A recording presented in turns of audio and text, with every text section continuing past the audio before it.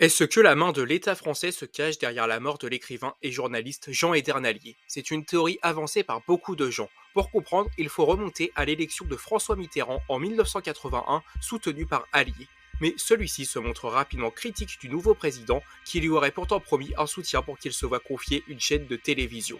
Allier travailla alors pour trouver de quoi salir la réputation du président. Son passé collaborationniste, son cancer ou l'existence de sa fille cachée Mazarine Pinjot, tout y passe. Allier, qui finit d'écrire son pamphlet L'odeur perdue de François Mitterrand dès 1982, subit alors des pressions et fut même mis sur écoute par les services d'État.